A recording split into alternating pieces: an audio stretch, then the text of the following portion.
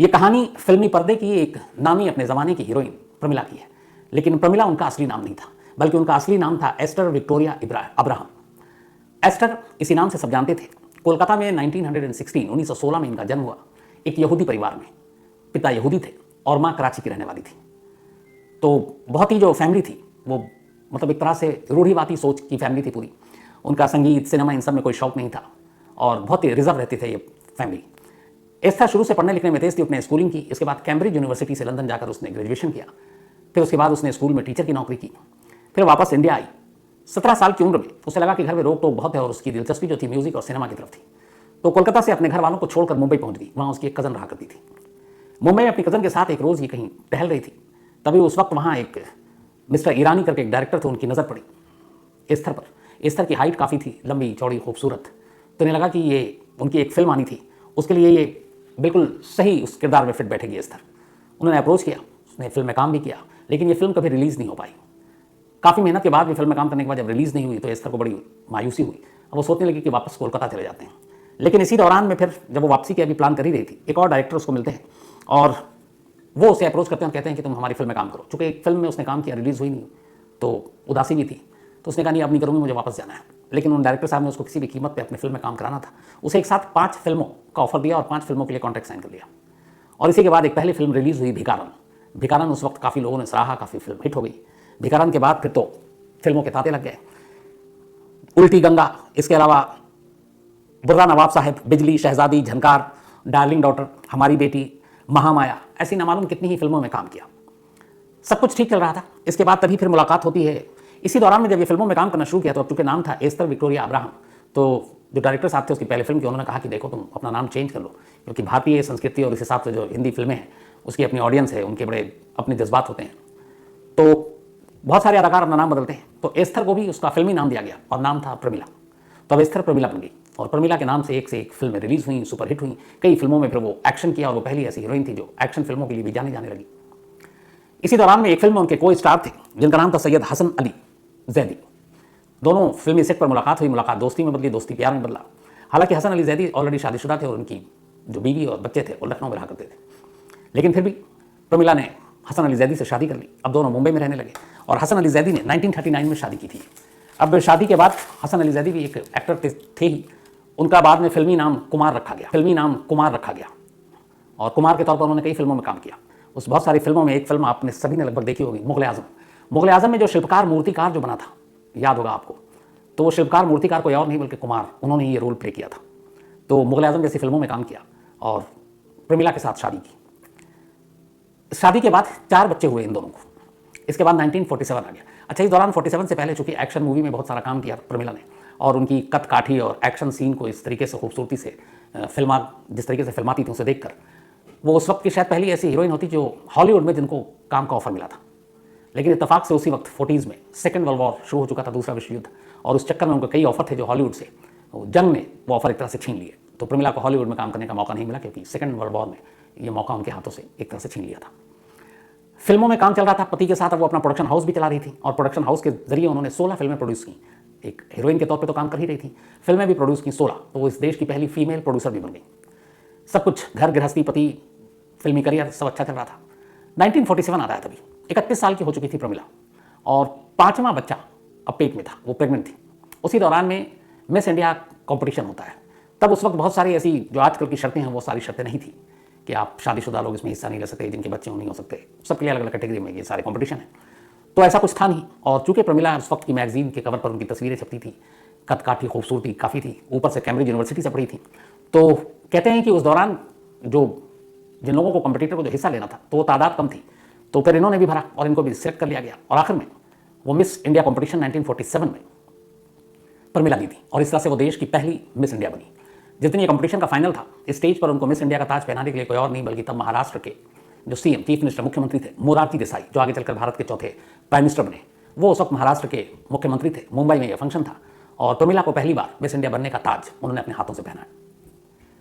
तब वो 31 साल की थी, 4 बच्चों की माँ थी और प्रेग्नेंट थी।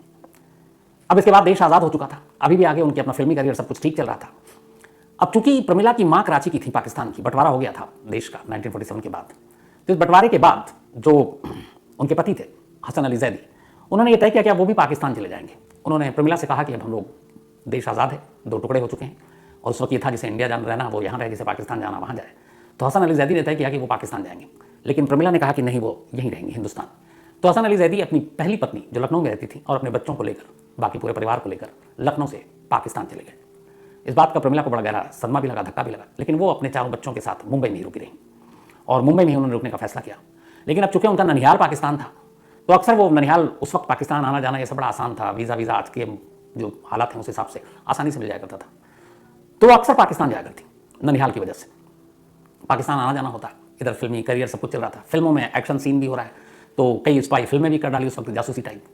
उनके बार बार पाकिस्तान आने जाने को लेकर फिर कई लोगों को शक हुआ, और ये हुआ कि ये बार बार पाकिस्तान क्यों जाती हैं। अच्छा, जब फिल्म रिलीज हो तब भी जाती हैं, फिल्म के बीच में भी जाती हैं, फिर किसी और वजह से भी जाती हैं। तो ये बात धीरे धीरे लोगों के कानों तक पहुंची और उन्हें डाउट होने लगा कि प्रमिला पाकिस्तान जाकर कुछ गड़बड़ कर रही हैं। साल में कई चक्कर पाकिस्तान के होते थे, और आमतौर पर लोग इतनी बार पाकिस्तान नहीं जाया करते थे। ये बात तब महाराष्ट्र के मुख्यमंत्री मोरारजी देसाई के कानों तक भी पहुंची, और उनसे कहा गया कि डाउट है कुछ। अपने जो खुफिया जासूस, उन लोगों ने भी कहा कि इनके ऊपर नज़र रखी जानी चाहिए, क्योंकि उस वक्त बाद में इंडिया और पाकिस्तान को लेकर जासूसी के बहुत सारे केसेस सामने आ चुके थे। दोनों देश अपने अपने पैर पर खड़े हो रहे थे। तो अब ऐसे में एक बॉलीवुड की हीरोइन और उसका बार बार पाकिस्तान जाना और फिर वहाँ से वापस आना, तो कुछ मुखबिरों और कुछ जासूसों की ऐसी खबर थी कि वो वहाँ पर भारतीय जो अलग अलग जगह हैं उनकी सूचनाओं को देने के लिए पाकिस्तान जाती हैं, यानी कि वो पाकिस्तान के लिए मुखबिरी कर रही हैं भारत के खिलाफ। अब ये बात सरकार के कानों तक पहुंची, तो फिर मोरारजी देसाई ने कहा कि इन पर नज़र रखो। फिर नज़र रखा गया, उनके सारे दौरों के चेक किया गया, कब कब जाती हैं, कब आती हैं। इसी दौरान में जब ये सारी चीज़ें हुई तो चेक किया गया कब कब जाती हैं, कब आती हैं। इसी दौरान में जब ये सारी चीज़ें हुई तो उसके बाद सरकार तक बात पहुंची कि मामला गड़बड़ है और ये जासूसी कर रही हैं। फिर एक रात मुंबई में ही जब प्रमिला पाकिस्तान से लौटी थी, उसी के फ़ौरन बाद पुलिस की टीम पहुंचती है और प्रमिला को गिरफ्तार कर वहाँ से ले जाती है। इसके बाद उन्हें जेल भेज दिया जाता है। जब पूछा जाता है कि वो पूछती हैं कि ऐसा क्यों, तो बताया जाता है कि आप पर देश के खिलाफ जासूसी करने का इल्ज़ाम है। तो उन्होंने कहा सबूत, तो उन्होंने कहा कि हम सबूत अदालत में देंगे, और आप बार बार जो पाकिस्तान जा रही हैं वो इसी मकसद से जा रही हैं, हमारे पास पुख्ता सबूत और जानकारी है। अब उनकी गिरफ्तारी का हुक्म जो था वो महाराष्ट्र के मुख्यमंत्री मोरारजी देसाई जी ने दिया था। अब प्रमिला को उठाकर जेल में डाल दिया गया। उस वक्त ये बड़ी खबरें बनी, और इत्तेफाक से अब 47 में वो बनी थी, 1967 आ गया था, 1967 में उनकी बेटी प्रमिला की नकी, नाम नकी जैदी, उन्होंने मिस इंडिया कॉम्पिटिशन में हिस्सा लिया और इत्तेफाक से वो विनर हो गई। तो नकी, पहले उनकी माँ प्रमिला, ये पहली माँ बेटी की जोड़ी थी इस देश में, और आज भी है 2023 में इकलौती, जो माँ भी मिस इंडिया बनी और बेटी भी मिस इंडिया बनी। तो पहले प्रमिला बनी, फिर उनकी बेटी नकी बनी। उधर प्रमिला जेल में थी। अब कोर्ट के अंदर सबूत और ये सारी चीज़ें भी देनी थी। बहुत सारे लोग सामने आए जो प्रमिला को जानते थे, कलकत्ता से लेकर मुंबई तक में सब कुछ उनके बारे में, फैमिली के बारे में, उनके पति जैदी के बारे में। तो फिल्म इंडस्ट्री के भी बहुत सारे लोग सामने आए। इधर पुलिस ने अपनी पूरी तफ्तीश की, जासूसों की पूरी रिपोर्ट आई। पाकिस्तान में जो अपने सोर्सेस थे उनके जरिए, जो अपने वहाँ पे जासूस हैं उनके जरिए पता लगाया गया। फिर पाकिस्तान में इनकी गतिविधियों के ऊपर रिपोर्ट मांगी गई। तो उन सारी रिपोर्ट के बाद जो रिपोर्ट फाइनल तैयार हुई वो ये थी कि प्रमिला जब जब उनकी फिल्में रिलीज होती थी वो पाकिस्तान जाती थी उस वक्त उसके प्रचार के लिए। उनका ननिहाल था और ननिहाल से वो बहुत मोहब्बत करती थी, तो वहाँ जाती थी उनसे मिलने के लिए।